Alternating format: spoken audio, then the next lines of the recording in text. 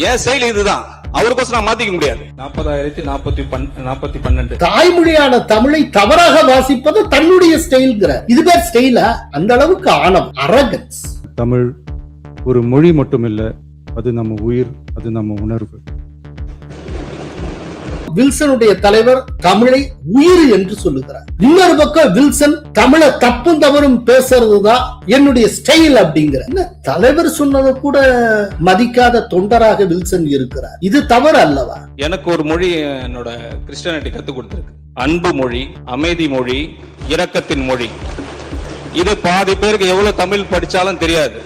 எத்தனை தமிழ் படித்தால் தெரிந்து கொள்ள முடியாதுன்னு இவர் எப்ப அளந்தாரு? இவருக்கே தமிழ் ஒழுங்கா வாசிக்க தெரியாது. காணொலியில ஏதோ ஒரு சகோதரி ஒரு பதிலடி கொடுத்திருக்காங்க. உங்களுடைய மொழி அன்பு மொழி மாதிரி தெரியலையே, இது உருட்டுக்கட்டை மொழியாக அல்லவா இருக்கிறது?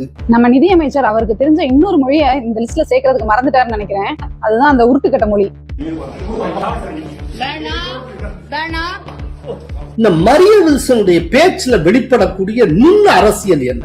அதுதான் ரொம்ப முக்கியம். டான்ஸ் மாஸ்டர் சௌரவ் தாஸும் சரி, அபிஜித் தீப்கேயும் சரி, ஜார்க்கண்ட் மாணவர்கள் பத்தி வாய திறக்கல. ஏன் இங்க நடந்து கொண்டிருப்பதும் மாணவர்கள் போராட்டம் தான். இந்த ஜார்க்கண்ட் போராட்டத்தின் மூலமாக கரப்பாம்பூச்சிகள் போட்ட இந்த மாணவர் நலன் என்கிற அந்த முகமூடி கிழிந்து தொங்கிக் கொண்டிருக்கிறது. கோலஹலாஸ் டிவி யூடியூப் சேனல், இது வாய்மையின் எக்காலம். சட்டப்பேரவையில் சர்ச்சைக்குரிய வகையில் பேசியிருக்கிறாரே அமைச்சர் மரிய வில்சன். வணக்கம் நண்பர்களே. ஒரு அண்மை காலமாகவே, ஒரு கடந்த 5 வருஷமாகவே தமிழுக்கும் நிதி அமைச்சருக்கும் இடையில எப்போதுமே முரண்பாடு முற்றி ஒரு போட்டா போட்டி நிலவிக் கொண்டே இருக்கிறது. டிஎம்கே ஆட்சி காலத்துல பிடிஆர் பழனிவேல் தியாகராஜன் அவர்கள் நிதி அமைச்சர் ஆனார். அவரை பட்ஜெட் வாசிக்கிறப்போ தமிழை படாத பாடுபடுத்தினார். தமிழ் படாத பாடு பட்டது. ரொம்ப சிரமப்பட்டார். அவர் வாசிக்கிற தமிழை நாம் உணர்ந்து கொள்வதற்கு பெருமுயற்சி செய்ய வேண்டி இருந்தது. ஏற்றத்தாழ 19,000 கோடி ரூபாய் வலுப்படுத்த. பட் அதுக்காக பிடிஆர் பழனிவேல் தியாகராஜனை குறை சொல்லவும் முடியாது. அவர் பெரும்பாலான காலம் அமெரிக்காவிலேயே வாழ்ந்தவர். அமெரிக்கால அவருக்கு தமிழ் பேசக்கூடிய சூழ்நிலை வாய்க்கவும் இல்லை. அவருடைய மனைவிய வெளிநாட்டை சேர்ந்தவர் என்பதால் வீட்டுக்குள்ளேயும் தமிழ் பேசுவதற்கான அவசியம் அவருக்கு இல்லாமல் போயிற்று. அதனால தொடர்ச்சியா தமிழை வாசிக்கவும் பேசவுமான வாய்ப்புகள் அற்றுப்போன நிலையில திடீர்னு பிடிஆர் பழனிவேல் தியாகராஜன் அரசியலுக்கு இழுத்து விட்டாங்க. ஏன்னா பழனிவேல் ராஜன் அவர்கள் மறைவுக்கு பின்னால் அந்த இடத்துல பிடிஆர் பழனிவேல் தியாகராஜன் ஸ்டாலின் குரூப்புக்கு தேவைப்பட்டது. ஏன்னா அப்போ சவுத்துல அழகிரி ஸ்டாலின் அப்படிங்கிற ஒரு 2 ஃபேக்ஷன் இருந்தது. இப்ப அவர் மறைவுக்கு முன்னால வரைக்கும் அழகிரிக்கு எதிராக அரசியல் நடத்தி கொண்டிருந்தது மதுரையில யாருன்னா பழனிவேல் ராஜன் தான். இப்ப பழனிவேல் ராஜன் போனதுக்கு அப்புறம் கம்ப்ளீட்டா வேக்கண்ட் ஆயிரும். அப்போ முழுக்க அழகிரியோட கண்ட்ரோல்ல வந்துடும். இதை தடுக்கணும்னா என்ன பண்றதுன்னு பார்த்தாங்க. அமெரிக்கால இருந்து வந்த பிடிஆர் பழனிவேல் தியாகராஜனை பிடிச்சிட்டாங்க. நீங்க எப்படியாவது அரசியலுக்கு வந்தே ஆகணும் அப்படின்னு ரிக்வெஸ்ட் பண்ணி, அவருக்கு அரசியல் வர்றதுல இஷ்டமே கிடையாது, விருப்பம் இல்லாதவர், அவரை அரசியல்ல இழுத்து விட்டு கடைசியில் அவரும் வெற்றி பெற்றார். அதுக்கப்புறம் நிதி அமைச்சர் ஆனார். அப்பதான் பட்ஜெட் வாசிக்கிறப்போ ரொம்ப தடுமாறினார். ஆனால் நிதித்துறை சார்ந்த அறிவுல, பினான்சியல் நாலேஜ்ல அவர் நிகரற்ற புலமை கொண்டவர். பொருளாதாரம் தொடர்பான அவருடைய நாலேஜ் சந்தேகத்துக்கு அப்பாற்பட்டது. ரொம்ப ரொம்ப கெட்டிக்காரர். ஆனா அந்த நாலேஜை தமிழ்ல வெளிப்படுத்துவதில் அவருக்கு பல பிரச்சனைகள் இருந்தது. அதுக்கு காரணம் அவருக்கு தமிழுடைய டச் இல்லாமல் போனது. அதுதான் காரணம். அதுக்கப்புறம் தங்கம் தென்னரசு வந்தார். தங்கம் தென்னரசு நல்ல படிப்பாளி, நல்ல மிகச்சிறந்த தமிழ் நூல்களை நன்றாக படிக்கக்கூடியவர். மாடர்ன் லிட்ரேச்சர் நல்லா படிப்பாரு, ஏன்ஷியன் லிட்ரேச்சர் நல்லா படிக்கக்கூடியவர். மாடர்ன் லிட்ரேச்சர்ல சுந்தர ராமசாமி வரைக்குமே அவருக்கு நல்ல ஒரு வாசிப்பு உண்டு. ஏன்ஷியன் தமிழ் லிட்ரேச்சர்னா ஆழ்வார்கள் பாசுரங்கள்லயே நல்ல தோய்வு கொண்டவர். அவர் நல்ல இன்டலெக்சுவல். சோ அவருக்கு எந்த பிரச்சனையும் இல்லை. அதுக்கப்புறம் இப்போ மரிய வில்சன். இப்ப என்னன்னா, பிடிஆர் பழனிவேல் தியாகராஜன் அமெரிக்காவிலேயே இருந்தார், அமெரிக்காவிலேயே வாழ்ந்தார், சூழலே வேற. அதனால அவருடைய தாய்மொழியில பெரிய பாண்டித்யம் எதுவும் இல்லை அப்படின்னு சொல்லிடலாம். மரிய வில்சனுக்கு என்ன வந்தது? அவர் இங்கேயே இருக்கிறவர் தான். இன்னொன்னு, அவரும் சட்டப்பேரவையில பேசுறப்போ அந்த பேச்சு தமிழ் தெளிவாத்தான் இருக்கு, அது ஆற்றொழுக்கா இருக்கு, நீங்களும் நானும் பேசுற மாதிரி இயல்பாகவே இருக்கு. அதுல அவருக்கு பிரச்சனை இல்லை. தமிழ்ல எழுதி இருக்கிறத வாசிக்கிறதுல அவருக்கு தடுமாற்றம் இருக்கு. இதுதான் பிரச்சனை. 40,412 சீரமைத்து உண்மையிலேயே பயன்பெறுவதை சீர்திருத்த குழுவை பயன்களையும் தர நலத்திட்டங்கள் தெளிவுபடுத்த வேண்டும். இப்போ அவர் வாசிக்கிறப்ப ஏற்படுகிற தடுமாற்றம், கொஞ்சம் தவறுதலாக பேசுவது, இதையெல்லாம் திமுகவினுடைய எம்எல்ஏ ராஜேந்திரன் என்பவர் சுட்டிக்காட்டி கேள்வி எழுப்புகிறார். தமிழில் பல சொற்றொடர்களை அவர்கள் பேசாமல் விட்டுவிட்டார்கள். சில சொற்றொடர்கள் இலக்கண பிழையாக அமைந்தது. இதை குறையாகவோ குற்றச்சாட்டாகவோ இந்த அவையில் நான் வைக்க விரும்பவில்லை. நமது பள்ளிக்கல்வித்துறை அமைச்சர் அவர்கள் தனது கட்சிக்காக வெகு சிறப்பாக வாதாடி பலம் சேர்க்கிறார் என்பதை நாங்கள் காண்கிறோம். நீங்கள் நமது நிதியமைச்சர் அவர்கள் வருங்காலத்தில் அந்த பிழையின்றி பட்ஜெட் வாசிக்கக்கூடிய வாய்ப்பு அவருக்கு இருக்குமேயானால் நீங்கள் அதற்கான முயற்சிகளை செய்ய வேண்டும் என்று பணிவோடு நான் கேட்டுக்கொள்கின்றேன். பட் இந்த கேள்வியை ரொம்ப பர்சனலா புரிஞ்சுக்கிட்டு ஆவேசமாக பதில் தருகிறார் மரிய வில்சன். அப்போ அவர் என்ன சொல்றாரு அப்படின்னா, இதான் எனக்கு ரொம்ப ஆச்சரியமா இருக்கு. இந்த பதில நான் அவர்கிட்ட எதிர்பார்க்கல. அவர் என்ன சொல்றேன்னா, நான் இப்படித்தான் பேச முடியும், அக்செப்ட் பண்ணினா பண்ணிக்கங்க, என் ஸ்டைல் இதுதான், அவருக்காக நான் மாற்றிக்கொள்ள முடியாது, இப்படி சொல்லுகிறேன். கொடுக்குறேன், நீங்க தமிழ்ல இப்படி பேசி, எனக்கு யூனிக் இப்படிதான் பேச முடியும், அக்செப்ட் பண்ணுங்க, நான் உங்களுக்கோசம் சேஞ்ச் பண்ணிக்க முடியாது, நான் இப்படிதான் பேசுவேன். மக்கள் புரிந்து கொள்ளுகிற வகையில் நீங்கள் நன்றாக தான் பேசினீர்கள், அதோட பிரச்சனை முடித்து. அதான் சொல்றேன், மாண்புமிகு பேரவைத் தலைவர் அவர்களே, ரொம்ப லைட்டர் வெயின்ல எடுத்துக்கோங்க. இல்ல பெரிய கைடன்ஸ் பண்ற மாதிரி பண்ணக்கூடாது. ஏன் ஸ்டைல் இதுதான், அவருக்கோசம் நான் மாத்திக்க முடியாது, எல்லாருக்கும் நான் மாத்திக்க முடியாது. இல்ல மாண்பு உறுப்பினர் உட்காருங்க. மாண்பு அமைச்சர் கேலி பண்றீங்களா? மாண்பு ஒரு ஆக்கப்பூர்வமா பாசிட்டிவா பேசணும்னா என்ன விதமா பேசி இருக்கணும். நான் தமிழை இன்னும் சிறப்பாக வாசிப்பதற்கு முயற்சி செய்வேன். அநேகமா அடுத்த பட்ஜெட்ல நான் சிறப்பான முறையில இந்த தமிழ்ல பிரசன்ட் பண்றதை நீங்க அத்தனை பேரும் பார்ப்பீங்க அப்படின்னு சொல்லி இருக்கலாம். அதுக்கான முயற்சி இப்ப இருந்து ஆரம்பிக்கலாம். தொடர்ந்து தமிழை வாசிச்சுக்கிட்டே இருந்தோம்னா அது பழக்கம் ஆயிடாது, ஒன்றும் பெரிய வித்த கிடையாது. ஏன்னா மரிய வில்சனுக்கும் தமிழ் தானே தாய்மொழி, தாய்மொழியை படிக்கிறதுல என்ன பெரிய கஷ்டம். மரிய வில்சனுக்கு என்னன்னா, தமிழ்ல எழுதி வாசிக்கிற பழக்கம் பல ஆண்டுகளாக இல்லாமல் போயிருந்திருக்கும். அதனால ஒரு ஸ்போக்கன் தமிழ் நல்லா பேசக்கூடிய வில்சன் எழுதி வைக்கப்பட்ட தமிழை வாசிக்கிறதுல திணறுகிறார். அதுக்கு ஒரு பயிற்சி இருந்துட்டா போதும். இப்பல இருந்து ஆரம்பிச்சு அதுக்காக ஒரு முயற்சி பண்ணினா நீங்க அடுத்த பட்ஜெட்ல ரொம்ப பிரமாதமா வாசிச்சுட்டு போயிருவீங்க. அதனால அடுத்த பட்ஜெட்ல நான் சிறப்பாக வாசிக்க முயற்சி செய்வேன் அப்படின்னு சொல்லிட்டு போலாம். அது ஆக்கப்பூர்வமான பதிலா இருக்கும். அதை விட்டுட்டு நான் இப்படித்தான் பேசுவேன், நீங்க அக்செப்ட் பண்ணா பண்ணிக்கங்க, என் ஸ்டைல் இதுதாங்கிற. அதாவது தாய்மொழியான தமிழை தவறாக வாசிப்பது தன்னுடைய ஸ்டைல்ங்கிறார். இது பேர் ஸ்டைலா? இது இயலாமை, இதுவா ஸ்டைல்? பட் அதே நேரத்துல நேற்றைக்கு சட்டப்பேரவையில் இன்னொன்று நடந்தது. தமிழ்தாய் வாழ்த்துக்கு முதலிடம் தர வகை செய்யக்கூடிய தனி தீர்மானம் நிறைவேற்றப்பட்டது. அந்த தீர்மானத்தை முன்மொழியக்கூடிய விஜய் அவர்கள் சொல்லுகிறார், தமிழ்தான் நம் உயிர், உணர்வு, நம் தாய் எத்தனை புனிதமோ அத்தனை புனிதமானது நம்முடைய தாய்மொழியான தமிழ் அப்படிங்கிற. தமிழ் ஒரு மொழி மட்டுமில்ல, அது நம்ம உயிர், அது நம்ம உணர்வு.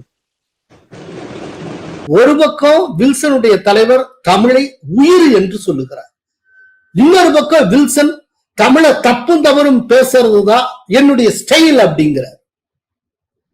என்ன தலைவர் சொன்னதை கூட மதிக்காத தொண்டராக வில்சன் இருக்கிறார், இது தவறு அல்லவா? அப்படின்னா இந்த தமிழை தப்பும் தவறுமா படிக்கிறதா என் ஸ்டைல்னு ஓப்பனா சட்டப்பேரவையில சொல்றாருன்னா அது அவை குறிப்புல இடம்பெற்றாலும் பரவாயில்லை அப்படின்னு நினைச்சு சொல்றாருன்னா அதோட பொருள் என்ன? அந்த அளவுக்கு ஆணவம், அரகன்ஸ். தன்னுடைய தலைவருக்கு முன்னால் தன்னுடைய அரகன்ஸை அவர் காட்டி இருக்கிறார். அதை விட இன்னொரு இடத்துல அவர் ஒண்ணு சொல்லுகிறார், என்னுடைய மதம் எனக்கு நிறைய கற்றுக் கொடுத்திருக்கிறது. என் மதம் எனக்கு கற்றுக் கொடுத்ததை எத்தனை தமிழ் படித்தாலும் தெரிந்து கொள்ள முடியாது. எனக்கு ஒரு மொழி என்னோட கிறிஸ்டியானிட்டி கத்துக் கொடுத்திருக்கு. அன்பு மொழி, அமைதி மொழி, இரக்கத்தின் மொழி. இது பாதி பேருக்கு எவ்வளவு தமிழ் படிச்சாலும் தெரியாது. நான் பைபிள்ல படிச்சிருக்கேன், பார்ன் கிறிஸ்டியன். இது என்னங்க? அவருடைய சமயம் அவருக்கு நிறைய கற்றுக் கொடுத்திருக்கிறது, அது இருக்கட்டும், நிறைய அவர் கத்துக்கிட்டு யாரு வேண்டாங்க. ஆனால் என்னுடைய மதம் எனக்கு கற்றுக் கொடுத்ததை எத்தனை தமிழ் படித்தாலும் தெரிந்து கொள்ள முடியாதுன்னா அது எப்படி இவருக்கு தெரியும்? இவருக்கே தமிழ் ஒழுங்கா வாசிக்க தெரியாது, தமிழ் அப்பெல்லாம் ஒழுங்கா படிச்சிருக்கவே மாட்டாரு. ஏன்னா ஒரு பட்ஜெட் உரையை வாசிக்கிறதுல எவ்வளவு திணறான்னு தெரியுது. அப்படிங்கிறப்ப எத்தனை தமிழ் புக்கு அவர் வாசிச்சிருப்பாரு? முடியாது. சோ தமிழ்ல எவ்வளவு கொட்டி கிடக்குங்கிறது அவருக்கு என்ன தெரியும்? அதுவும் தெரியாது. அப்புறம் எத்தனை தமிழ் படித்தால் தெரிந்து கொள்ள முடியாதுன்னு இவர் எப்ப அளந்தாரு? இவர் என்ன எல்லாம் தமிழையே கரைச்சு குடிச்ச மாதிரி வில்சன் பேசுகிறார். இதுக்குத்தான் பிஜேபி மாநில தலைவர் நயினார் நாகேந்திரன் ரொம்ப அருமையான ஒரு அறிக்கை ஒண்ணு வெளியிட்டு இருக்கிறார். அந்த அறிக்கையில அவர் என்ன சொல்றாருன்னா, அன்பு என்கிற வார்த்தைக்கு பல மதங்கள் கற்பித்த பல்வேறு அர்த்தங்களை அன்பிற்கும் உண்டோ அடைக்கும் தாழ் என்கிற ஒற்றை வரியில் தூக்கி சாப்பிட்ட மொழி நம்முடைய தமிழ் மொழி. வாடிய பெயரை கண்ட போதெல்லாம் வாடினேன் என்று வள்ளலாரின் ஜீவகாருண்ய ஒழுக்கத்தை விட இரக்கத்தை பற்றி இந்த உலகில் வேறு யாரால் நுட்பமாக எடுத்துரைக்க முடியும் அப்படின்னு சொல்லி இந்த தமிழ்ல என்னென்ன இருக்கு அப்படிங்கறதெல்லாம் சுட்டிக்காட்டி பேசி இருப்பார் நயினார் நாகேந்திரன். அதாவது ஒரு குறிப்பிட்ட சமயத்தை சொல்லி அந்த சமயத்திடமிருந்து ஏராளம் கற்றுக்கொண்டேன் சொல்லுவதற்கு உரிமை இருக்கு, அது வரைக்கும் ஓகே, அதை யாரும் தடுக்கல. ஆனால் அந்த சமயம் எனக்கு கற்றுக் கொடுத்ததை எத்தனை தமிழ் படித்தாலும் தெரிந்து கொள்ள முடியாதுன்னு சொல்றதுக்கு இவர் யாரு? இவர் எத்தனை தமிழ் படிச்சிருக்காரு? இதை சொல்றதுக்கு இவர் நிறைய தமிழ்ல படிச்சிருக்கணும்ல. எத்தனை படிச்சிருப்பாரு? இவர் தமிழை எந்த அளவுக்கு வாசிப்பார் படிப்பாருங்கிறது இவர் பட்ஜெட்டை வாசிக்கிறப்ப நமக்கு தெரியுது. இவர் என்ன தமிழ்ல படிச்சிருப்பாரு? இவர் எப்படி அப்படி சொல்ல? இது மொத்த தமிழர்களையும் தலைகுனிய செய்யக்கூடிய வார்த்தை. நீங்க தமிழை தரந்தாழ்த்தி பேசுறதை யாராலும் ஏற்றுக்கொள்ள முடியாது. உங்கள் சமயத்தை எவ்வளவு வேண்டுமானாலும் புகழ்ந்து கொள்ளுங்கள், அதற்கான உரிமை உங்களுக்கு உண்டு, அது சமய சுதந்திரம். ஆனால் நம்முடைய தாய்மொழியை தாழ்த்தி பேசுறதை யாராலும் ஏற்றுக்கொள்ள முடியும்? அதை எப்படி ஏற்க முடியும்? எனக்கு என்னன்னா அந்த இடத்திலேயே விஜய் அவரை கண்டித்திருக்க வேண்டும். அதாவது இவர் சமயத்தையும் தமிழையும் வச்சு ஒண்ணு கம்பேர் பண்ணி பேசுற அந்த கோணத்துல போறார் இல்லையா? அதுக்காக மரிய வில்சனுக்கு ஒண்ணு தெரிந்து கொள்ள வேண்டும் என்பதற்காக சொல்லுகிறேன். இதே கிறிஸ்டியானிட்டிக்காக தமிழ்நாட்டுக்கு உழைக்கணும் அப்படிங்கிறதுக்காக கனடால இருந்து ஒருத்தர் 19ஆம் நூற்றாண்டுடைய ஒரு தொடக்கத்தில் 19ஆம் நூற்றாண்டுடைய நிறைவு பகுதி வரை கிட்டத்தட்ட டெய்ல் எண்டு வரைக்கும் இருந்தார். அவர் பெயர் தான் ஜியு போப். ஜியு போப் தன்னுடைய வாழ்நாளின் அந்திம காலத்துல, அதாவது 1800களின் கடைசி பகுதியில திரும்ப இங்கிலாந்து போயிட்டார். தமிழ்நாட்டில் அவர் இருந்த காலத்துல 40 ஆண்டுகள் கடுமையாக உழைத்து திருக்குறளை ஆங்கிலத்தில் மொழிபெயர்த்தார். திருவாசகத்தையும் அவர் மொழிபெயர்த்தார். ஒரு மாபெரும் பெருந்தகை அவர் ஜியு போப். அவர் தமிழுக்கு செய்திருப்பது எவ்வளவோ. அவர் தன்னுடைய நண்பத்தை, அதாவது இங்கிலாந்துல அவருடைய அந்திம காலத்துல தன்னுடைய நண்பரிடம்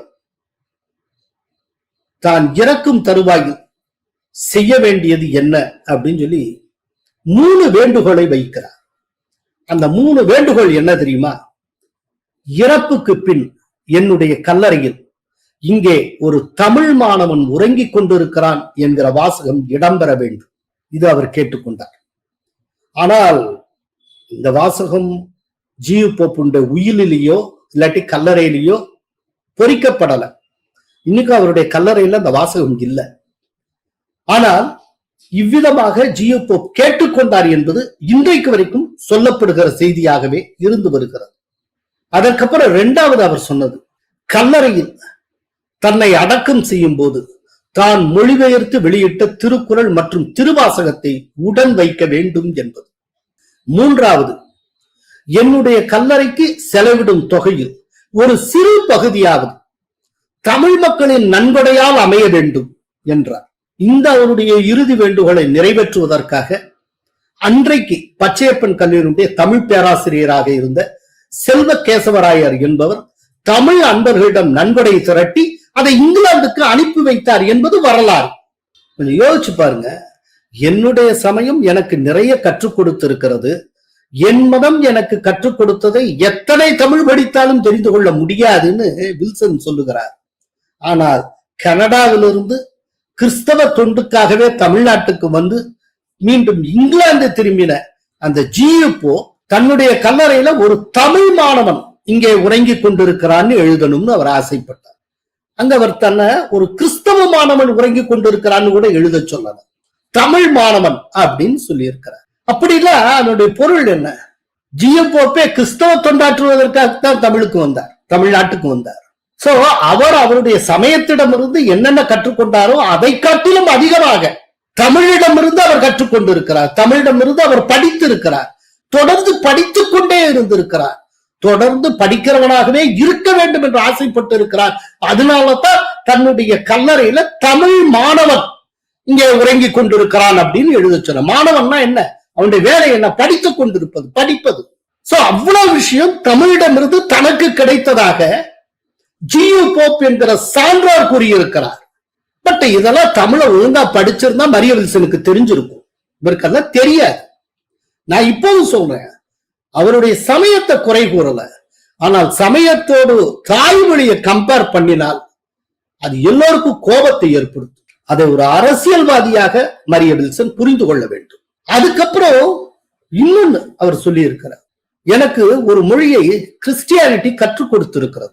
அன்பு மொழி, அமைதி மொழி, இரக்கத்தின் மொழி. நம்முடைய ஆதங்கம்லாம் என்னன்னா, இத்தனை மொழியை கற்றுக்கொண்டு இருக்கக்கூடிய வில்சன் அவர்கள் தாய்மொழியான தமிழ் மொழியில சரியா படிக்கக்கூடிய ஆற்றலை பெறாமல் போய்விட்டாரே என்பதுதான். சோ இத்தனை மொழியில அன்பு மொழி, அமைதி மொழி, இரக்கத்தின் மொழியோட தமிழ் மொழியும் கொஞ்சம் சரளமா வாசிக்கிற அளவுக்கு பழகி கொள்ளுங்கள் என்றுதான் நம்ம சொல்லுகிறோம். அப்படி சொன்னா நான் இப்படித்தான் பேசுவேன், தப்பாத்தான் பேசுவேன், திஸ் இஸ் மை ஸ்டைல் அப்படிங்கிறது. இது என்ன பதில்? பட் இவர் சொல்ற இந்த அன்பு மொழி, அமைதி மொழி, இரக்கத்தின் மொழி இருக்குல்ல, இதுக்கு காணொளியில ஏதோ ஒரு சகோதரி ஒரு பதிலடி கொடுத்திருக்காங்க. அவங்க என்ன பதிலடி கொடுத்திருக்காங்கன்னா, அவருடைய கடந்த கால வாழ்க்கையை பிரதிபலிக்கக்கூடிய ஒரு வீடியோவை காட்டி, இதையெல்லாம் பாக்குறப்போ உங்களுடைய மொழி அன்பு மொழி மாதிரி தெரியலையே, இது உருட்டுக்கட்டை மொழியாக அல்லவா இருக்கிறது அப்படின்னு அவங்க கிண்டல் அடிச்சிருக்காங்க. எனக்கு ஒரு மொழி என்னோட கிறிஸ்டியானிட்டி கற்றுக் கொடுத்துருக்கு. அன்பு மொழி, அமைதி மொழி, இரக்கத்தின் மொழி. நம்ம நிதியமைச்சர் அவருக்கு தெரிஞ்ச இன்னொரு மொழியை இந்த லிஸ்ட்ல சேர்க்கறதுக்கு மறந்துட்டாருன்னு நினைக்கிறேன். அதுதான் அந்த உருட்டுக்கட்ட மொழி.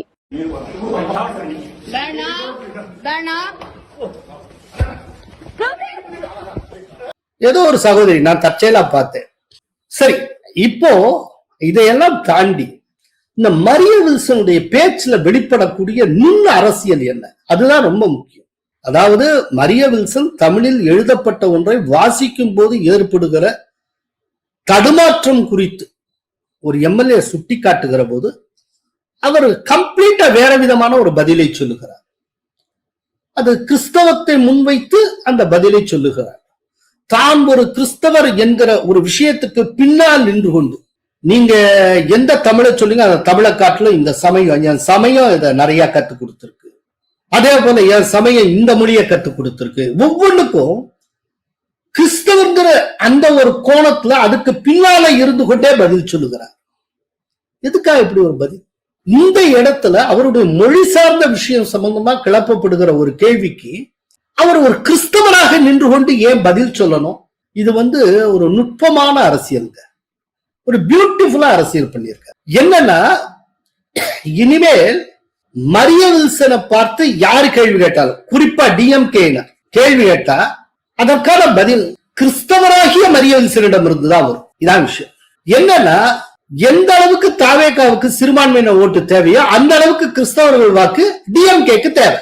இப்போ நீங்க மரிய வில்சனை ரொம்ப கிரைண்ட் பண்ணீங்க, ரொம்ப கொடைஞ்சிங்க அப்படின்னா வெளியில எல்லாருக்கும் வரக்கூடிய இம்ப்ரெஷன், குறிப்பா கிறிஸ்தவ சமூகத்தினருக்கு வரக்கூடிய இம்ப்ரெஷன் எப்படி இருக்கணும் அப்படின்னா, நம்ம ஆளு ஒரு கிறிஸ்டியனை போட்டு எப்படி கொடையிறாங்க பாத்தியா, அப்படி இந்த டோன் வந்துடும்.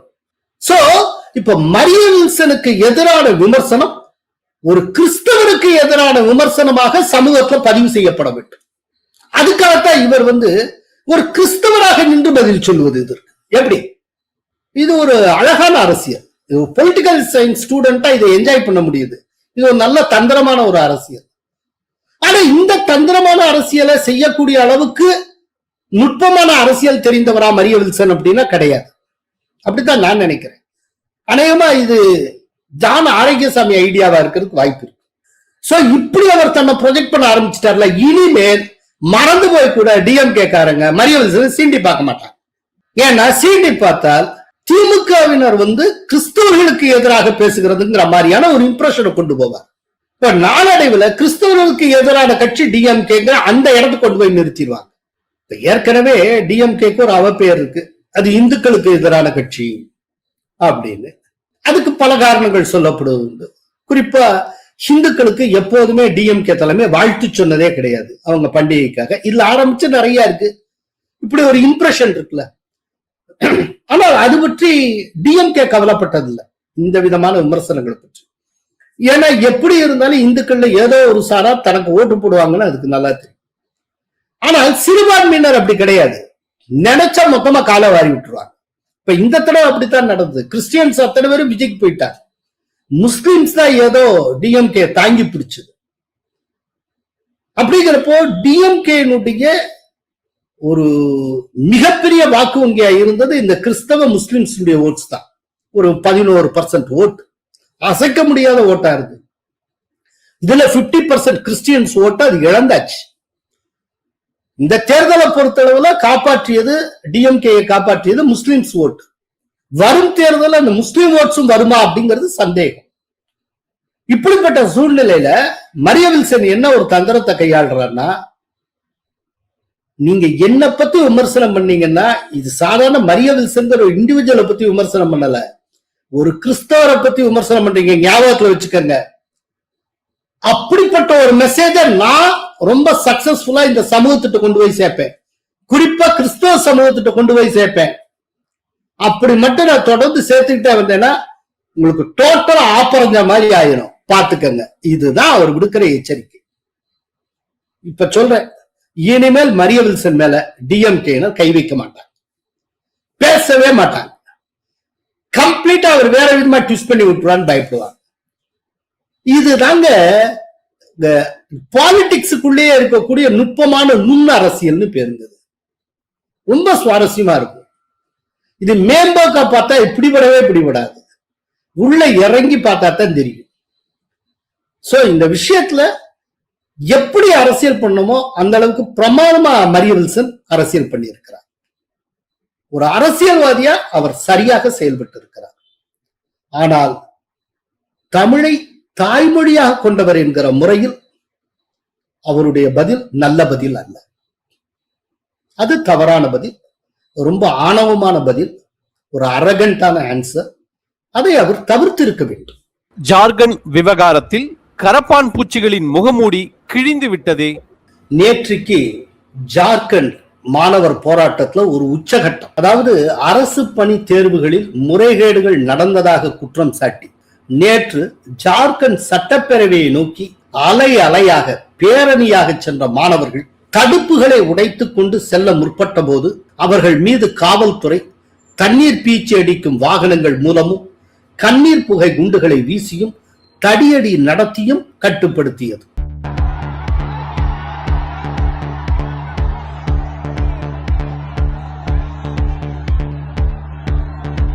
ஜார்க்கண்ட் தேர்வு முறைகேடுகளுக்கு எதிராக உண்ணாவிரத போராட்டத்தில் தொடர்ந்து பல நாட்களாக ஈடுபட்டு வந்த ஜார்க்கண்ட் லோக் தந்திரிக் கிராந்திகாரி மோர்ச்சாவுடைய தலைவர் தேவேந்திரநாத் மஹத்தோவும் ஸ்ட்ரெச்சரில் படுத்தவாறே அந்த பேரணியில் கலந்து கொண்டார். அவர் ஜார்க்கண்ட் முன்னாள் முதல்வர் சிபு சோரனுடைய உருவப்படத்தை கையில் வைத்திருந்தார். ராஞ்சியில் சட்டப்பேரவை முற்றுகை பேரணியின் போது மாணவர் தலைவர் தேவேந்திரநாத் மஹத்தோ பேசுகையில், இந்த போராட்டம் நிற்கப் போவதில்லை, இது ஒரு மக்கள் இயக்கமாக மாறியிருக்கிறது. யுவா என்கிற சொல்லின் எழுத்துக்களை தலைகீழாக மாற்றினால் வாயு என்று வரும். அந்த வாயுவை யாராலும் தடுத்து நிறுத்த முடியாது. அதாவது போராட்டத்தில் ஈடுபட்டிருக்கும் மாணவர்கள் ஒரு புயலை போல கிளம்பி விட்டார்கள், காற்றை எவரும் தடுக்க முடியாது அப்படிங்கிற டோன்ல அந்த மஹத்தோ சொல்லி இருந்தார். மஹத்தோ மேலும் என்ன சொன்னார் அப்படிங்கறத பார்ப்போம். இந்த பேரணியில் மாணவர்களின் வேதனையை நீங்கள் காணலாம். 9 நாட்கள் நீடித்த என்னுடைய உண்ணாவிரத போராட்டத்துக்கு பிறகும் நான் ஆம்புலன்ஸில் வந்து இப்போது ஸ்ட்ரெச்சரில் அமர்ந்தபடி இந்த பேரணியில் பங்கேற்றிருக்கிறேன். ஆனால் இந்த அரசு எங்கள் குரலை ஒடுக்குகிறது. தண்ணீர் பீச்சி அடிக்கும் வாகனங்களையும் கண்ணீர் புகை குண்டுகளையும் பயன்படுத்துகிறது. இது கண்டிக்கத்தக்கது. இந்த அரசு பயப்படுகிறது. இது ஒரு கோழைத்தனமான அரசு. அரசு பயப்படும் போதெல்லாம் காவல்துறையை முன்னால் கொண்டு வந்து நிறுத்துகிறது. நாங்கள் தொடர்ந்து முன்னேறி செல்வோம். அரசுடன் 3 சுற்று பேச்சுகளை நடத்தி இருக்கிறோம். அவர்கள் எங்கள் கோரிக்கைகளை நிறைவேற்ற வேண்டும். மாணவர்களின் கோரிக்கைகள் நிறைவேற்றப்படாவிட்டால் முதல்வர் பதவிக்கே ஆபத்து ஏற்பட்டுவிடும். அரசு ஆட்டம் காணும். இந்த போராட்டம் நிற்காது. இது ஒரு மக்கள் இயக்கமாக மாறி இருக்கிறது என்றார். பழைய சட்டப்பேரவை கட்டடத்துக்கு வெளியே நேற்று காலை 10:30 மணி அளவில் தொடங்கிய அந்த பேரணி பிற்பகலில் புதிய சட்டப்பேரவை வளாகத்தை நெருங்கியது. போராட்டக்காரர்களை கட்டுப்படுத்த பாதுகாப்பு படையினர் முயன்ற போதிலும் அவர்கள் அடுத்தடுத்து அமைக்கப்பட்டிருந்த தடுப்புகளை கடந்து சென்றனர். ஜெகநாத்பூர் கோயிலுக்கு அருகில் உள்ள இறுதி தடுப்பை பேரணி அடைந்த போது காவல்துறையினர் தண்ணீர் பீச்சி அடிக்கும் வாகனங்களை பயன்படுத்தினர். காவல்துறையினர் பலமுறை தண்ணீர் பீச்சி அடித்தும் போராட்டக்காரர்கள் பின்வாங்கவில்லை. அதன் பின்னர் சட்டப்பேரவையிலிருந்து சுமார் 200 மீட்டர் தொலைவில் போராட்டக்காரர்கள் இருந்தபோது அவர்களை கலைக்க காவல்துறையினர் தடியடி நடத்தினர். இந்த பரபரப்பான சூழ்நிலையில் காவல்துறையினர் அடுத்தடுத்து 6 முறை கண்ணீர் புகை குண்டுகளை வீசினர். இதனால் அந்த பகுதியில் கடுமையான பதற்றம் நிலவியது. தடியடியின் போது தங்களுடைய தலை, கைகள் மற்றும் முகத்தில் காவல்துறையினர் தாக்கியதாக போராட்டக்காரர்கள் பலரும் குற்றம் சாட்டினர். மாணவர்கள் மீது போலீசார் நடத்திய தடியடிக்கு மத்திய பாதுகாப்புத்துறை இணையமைச்சர் சஞ்சய் சேத் கண்டனம் தெரிவித்தார். பிஜேபியினுடைய கண்டனத்தை கண்டு சுதாரித்துக் கொண்ட ராகுல் காந்தி அதற்கு பிறகு, அதாவது பிஜேபி கண்டனம் தெரிவித்ததற்கு பிறகு, ஜார்க்கண்ட் அரசு பேச்சுவார்த்தை மூலமே தீர்வு காண வேண்டும், தடியடி நடத்தியது தவறு என்று எக்ஸ் பதிவிட்டிருந்தார். கொஞ்சம் யோசிச்சு பாருங்க. இதுக்கு முன்னால டெல்லியில இதே போல ஒரு பெரும் போராட்டம் நடைபெற்றது. அப்ப இந்த மாதிரி கண்ணீர் புகை குண்டு, அதே போல தடியடி இதெல்லாம் நடத்தப்பட்டதற்கு ரொம்ப கடுமையா எதிர்கட்சிகள் கூவின. எல்லா எதிர்கட்சிகளும் அப்படியே வரிஞ்சு கட்டிட்டு பேசினார். அதுலயும் காக்ரோச் ஜனதா பார்ட்டி, கரப்பாம்பூச்சி கட்சி இருக்கு, அது பெருங்குரல் எடுத்து பேசி அபிஜித் தீப்கே அடே அப்பா என்ன பேச்சு பேசினார். இந்த பார்ட்டி பாய் சௌரவ் தாஸ் இருக்காரே, எப்போதுமே டான்ஸ் மாஸ்டர், அவர்ல என்ன பேச்சு பேசினார் அவர் தகுதிக்கு. ஆனால் டான்ஸ் மாஸ்டர் சௌரவ் தாஸும் சரி, அபிஜித் தீப்கேயும் சரி, ஜார்க்கண்ட் மாணவர்கள் பத்தி வாயை திறக்கல. ஏன் இங்க நடந்து கொண்டிருப்பதும் மாணவர்கள் போராட்டம் தான். போராட்டத்துக்கான காரணமும் ஒரு வினாத்தாள் கசிவு தான். அதுவாது மெடிக்கல் காலேஜ் சம்பந்தப்பட்டது ஒரு நீட் எக்ஸாம். இது அவர்கள் வாழ்க்கையோடு நேரடியாக தொடர்பு கொண்ட வேலை வாய்ப்பு தொடர்பான வினாத்தாள் கசிந்திருப்பது பற்றியது. இதுக்கு எவ்வளவு குரல் கொடுத்திருக்கணும், எவ்வளவு பேசி இருக்கணும். அபிஜித் தீப்கே சத்தத்தை காணும். இதன் மூலமா கரப்பான் பூச்சிகள் ரொம்ப செலக்டிவா செயல்படுறாங்க அப்படிங்கிற ஒரு விஷயம் அம்பலமாகி இருக்கிறது. அவர்களுடைய நோக்கம் மாணவர்களுக்கு நல்லது செய்வது அல்ல, மாணவர்களை ஒன்று திரட்டி இந்தியாவை டீஸ்டபிளைஸ் பண்றது, இந்திய அரசை நிலைகுலைய செய்வது, இதன் மூலம் நாட்டில் நிலையற்ற தன்மையை உருவாக்குவது. இதுதான் கரப்பாம்பூச்சிகளுடைய நோக்கம். இப்போ அவங்க எதிர்பாராதபடிக்கு அவர்களுக்கு விருப்பமான காங்கிரஸ் கட்சிய கூட்டணி அரசு நடத்தி கொண்டிருக்கிற மாநிலத்துல இப்படிப்பட்ட மாணவர் எழுச்சி, ஒரு ஜென்சி எழுச்சி ஏற்படும் அப்படின்னு அவங்க எதிர்பார்க்கல. இப்ப அது டெல்லி போராட்டத்தை காட்டிலும் பெரும் போராட்டமாக மாறிவிட்டது. அங்க ஒரு வாங்சுக்னா இங்க மஹத்தோ உண்ணாவிரதம் இருக்கிறார். ஸ்ட்ரெச்சர்லயே அப்படியே அவரை ஊர்வலம் போகிறார், பேரணி போகிறார். அந்த அளவுக்கு மோசமா இருக்கு. ஆனால் களத்துக்கு ஒருத்தர் வந்து பார்க்கல. அபிஜித் தீப்கே இது பற்றி உத்தரவாதமாக எதுவும் பேசல. சௌரவ்தாஸ் எங்க போனான்னு தெரியாது. அசுதோஷ் ரங்கா எங்க போனாருன்னு தெரியாது. இந்த கரப்பாம்பூச்சிகள்லாம் எங்க? வேற ஏதாவது வீட்டுக்குள்ள போய் நுழைஞ்சிருச்சா? ஏன் இந்த கரப்பாம்பூச்சிகள் டெல்லியை விட்டு ஜார்க்கண்டுக்கு வர மறுக்கின்றன? காரணம், அவர்கள் காங்கிரசுக்கு உதவி செய்வதற்காக அமெரிக்காவிலிருந்து அனுப்பப்பட்டது. இப்ப இருக்கிற இந்தியன் கவர்மெண்ட்டை டீஸ்டபிளைஸ் பண்ணணும். அந்த இடத்துல எப்படியாவது காங்கிரஸை இன்ஸ்டால் பண்ணணும். குறைந்தபட்ச நிலைகுலைய செய்யும். ஆனால் இந்த போராட்ட வடிவம் திடீர்னு காங்கிரஸ் கூட்டணி அரசுக்கு எதிராகவே திரும்பும்னு அவர்கள் நினைக்கல. இதத்தான் அன்னைக்கு ஜென்சி பற்றி நான் சொல்லி இருந்தப்போ சொன்னேன். இந்த ஜென்சி போராட்ட வடிவங்கிறது இருபக்கமும் கூர்மையுள்ள கத்தியை போன்றது. இது எந்த பக்கம் வேணாலும் திரும்பும், எந்த பக்கம் வேணாலும் பதம் பார்க்கும். இன்னைக்கு மோடி அரசு மிரட்டுவதற்காக நீங்கள் பயன்படுத்துகிற அதே ஆயுதம், அதே போராட்ட வடிவம் உங்கள் அரசுகளை பதம் பார்க்கவும் பயன்படும். அதுதான் இப்ப நடந்துட்டு இருக்கு. அதனால ஜென்சியை வச்சு நீங்க பிளே பண்ணணும்னா நீங்க ஒரு ஆபத்தான விளையாட்டை தொடங்கி வைக்கிறீர்கள் என்று பொருள். அது திடீர்னு உங்களுக்கு எதிராகவே திரும்பும். அதுதான் ஜார்க்கண்ட்ல நீங்க பார்த்துக்கிட்டு இருக்கீங்க. சோ மொத்தத்துல இந்த ஜார்க்கண்ட் போராட்டத்தின் மூலமாக ஒரு விஷயம் தெளிவாகி இருக்கிறது. கரப்பாம்பூச்சிகளுடைய அசலான முகம் எல்லோருக்கும் தெரிய தொடங்கி இருக்கிறது. கரப்பாம்பூச்சிகள் போட்ட இந்த மாணவர் நலன் என்கிற அந்த முகமூடி கிழித்து தொங்கிக் கொண்டிருக்கிறது. நன்றி, வணக்கம். கோலஹலாஸ் டிவி யூடியூப் சேனல், இது வாய்மையின் எக்காலம்.